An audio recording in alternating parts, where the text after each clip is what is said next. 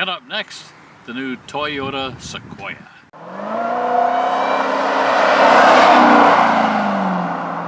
Hi folks, Mark Savage here. Toyota Sequoia, based on the Tundra.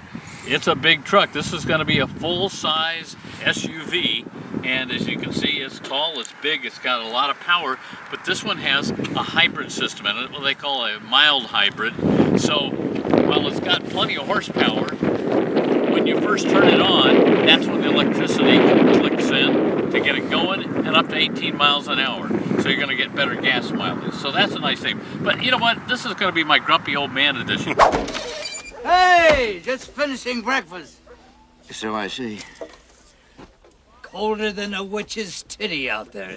Because you know what? There's a whole bunch of stuff here that's driving me nuts with this truck. And I'm going to start in the very back because I think that's one of the biggest issues this truck has. Let's go to the back, Paul. There's a power hatch. That's a good thing, right? And it's got 3 rows of seats, although of course it's always a little tight getting into that 3rd row, but we'll show you that in just a minute. But okay, because they've added a solid axle in the back instead of independent suspension, and the hybrid battery system is under here. These seats, while they're powered, and that's nice, you can power them down. Come on, there we go. That's a good thing. 3rd row seat powers on down. I've already put the other side down. That's fine. Okay, here's a nice flat area to lay your luggage or whatever. Oh, or your 4x8 sheet. Or your 4x8. Oh, well, look, we got another system here. You know, we can pick this rail or this cargo cover up, and after a little effort, finally get it into the slots here. Somehow, Paul. Why isn't that one going in? There we go. Oh, look. Oh, that almost goes flat there. The only reason this one turned out flat is because these seats do slide about 6 inches. I'm going to take this down for a second, Paul, now to show you. Yeah, that's convenient. You can slide the seats back and forth 6 inches or so. That's great when you're adding passenger space. But doesn't nothing for cargo. It's not doing anything for the cargo, and with this crazy thing that you got to put up there, I don't know.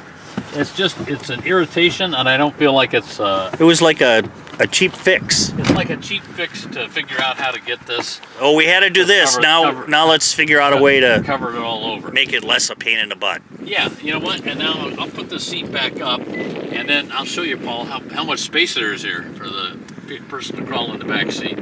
One of the changes, I think it's kind of nice, although in the winter I don't know, that they do here, is the power side step, right? Okay, it's good to have the side step. The old one had a fixed one here. This is easy enough. Boom, boom, boom. Yep. Look, that folds right away. That's good. Crawl on up here. And then I can put this back down. Ah, almost cut my toe off. There, oh, yeah, there I got about, I'd say 6 inches. My toes will kind of slide under there. I could slide this. Yeah, I could slide this seat. This seat is already back part way. I didn't put it all the way back, so I probably could get about 2 more inches of space under here. The good news is I got a lever back here that I can pull to get that up. So again, you know, you can say it's for adults back here, and yes, you know, small adults. Yeah, adults could ride you to the mall. I think there's still malls, aren't there?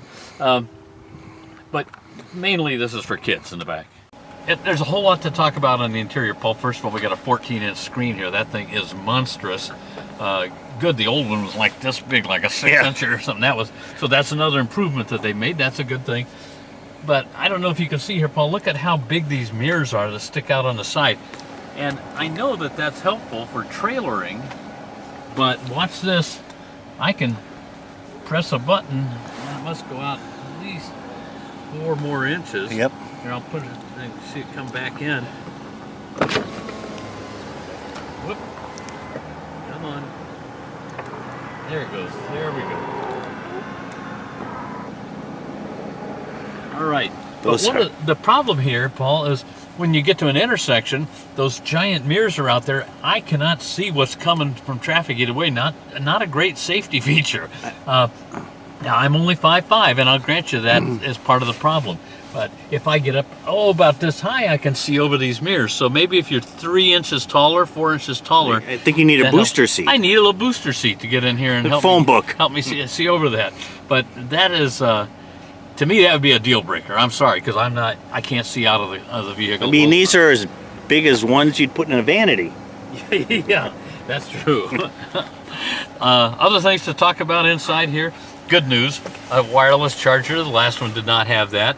We got a lot of buttons here, but the good news is we have heated and cooled seats are standard here and in that second row. We also have a heated steering wheel. The buttons is over on this side. And Paul, well, let me have that for just 1 second. I'm going to show people here the dash. This is what it looks like. There's only, while it's a good size digital dash, the only thing that changes is on, well, I think you're going to have to shut your door, buddy, otherwise it's not, come on in here. Because it wants to show me that you have a door open. This tells me what I'm averaging for gas mileage there, but all this will change and you can show other things in here, but you can't see the map, you can't see really everything you want. Now, only this one side adjusts. We got these little bars over here for the I-force, how much maximum pressure you're getting here, I guess. I don't know. It's just all these gauges, but they're not things that you need to use all the time. I would rather have something that's more adjustable in that regard. And then, of course, Paul, the drive modes, the usual half a dozen here. Eco, Comfort, Normal, Sport, and Sport at Plus, Sport, yeah. And then Custom. Why bother? If you want to custom, yeah, Sport. I mean, come on, this is a big old truck. It's a big old truck, man. Don't give me the sport stuff. And you're crazy if you don't just keep it on Comfort most of the time, unless you're really going off road. I mean, unless you're driving a Durango Hellcat. Yeah. Why? Yeah, right. There's power here. I think it's 437 horsepower. Well, that's good. Well, it's a big truck. Yeah, it's a big truck. And that's up about 60 horsepower before they had the hybrid system. So, it's obviously helping some that way. Plus 3.4 liter turbo V6. So that's why you're going to have some power in this thing. And another plus, you can tow about 2,200 more pounds with this, about 9,200 pounds of towing power. So it's okay if you're pulling a yacht. Yeah, that's great if you're pulling a yacht. And to afford one, you're probably going to need to be able to, to afford the yacht and this, well, start playing the lottery. Yeah. All right, more grumpy old man. I don't know. I mean, the good news is they have made some improvements. I know I mentioned the big screen. This has a power tilt telescope steering wheel, so that's a nice thing. Like I say, it'll tow more. And the seats are comfortable. They're fairly flat, but comfortable. You got the power units, heated and cooled. That's nice. So that's all a plus.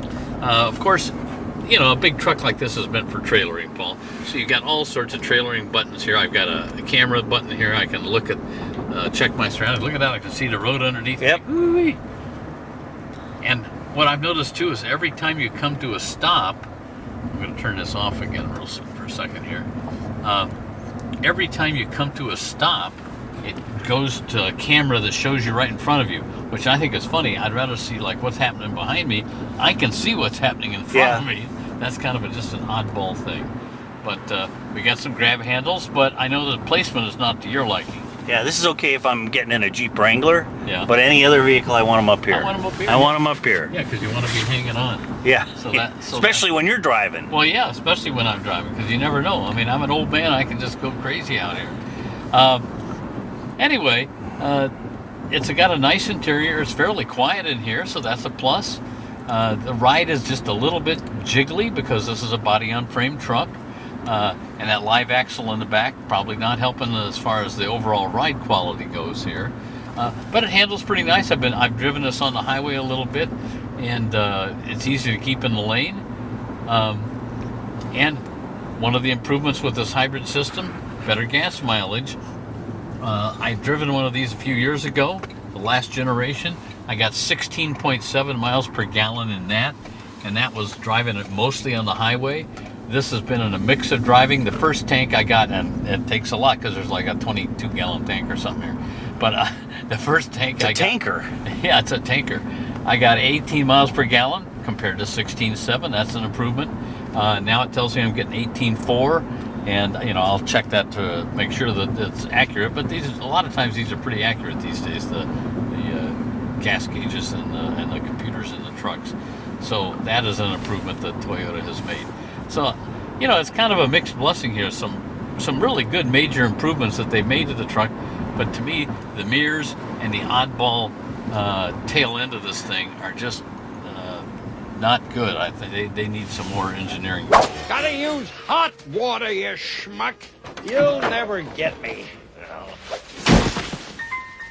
See you later, Gustafson.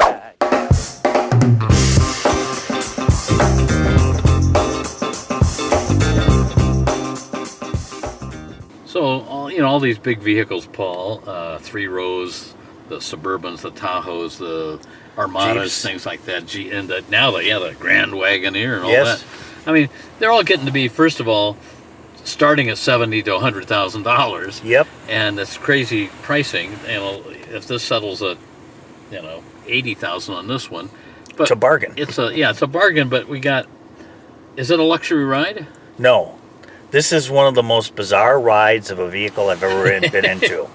It's kind of like a cross between a baby carriage and a little pull wagon. Yeah, it's bouncy. And a harsh ride at the same time. Yeah, and yet, what's funny is, to me, that's over just like normal bumps. Over big bumps, it's not too bad. Well, yeah, because you're like on the carriage, baby carriage. Because like the baby carriage, you're bouncing up, kind of floating. Yeah, all you're over floating. the thing. Yeah. Yeah, and it's got an air suspension. Everybody's got an air suspension in the back. I don't know. I guess the older I get, and the more of these that we drive, you start questioning the value. If you are going to spend that kind of money. They're all expensive now. So, Sequoia, big beast, 3 rows, starts for the SR5 at just under $60,000. That's, of course, 2-wheel drive. This one is the platinum version, so about $75,000. And if you want to go all the way up to the capstone, we're talking almost $80,000. So these are high-end luxury trucks, even though it's Toyota, not a Lexus, but it's the same as the Lexus LX 600 that we had a little earlier this year. I'm not sure I'm taking this off-road, Paul, but it's off-road capable. Yeah. And it's a big beast. And we were just saying, I bet these tires are $1,000 a piece because they're big. And I don't know. I mean, there's a lot of competition for these big SUVs. I like the hybrid version here, but that back end. Yeah. Well, I've had a lot in my mind lately. I'll tell you what's on my mind. It's butt cold out here, and I'm fresh out of beer. Thanks for watching. We'll see you next time. Wow!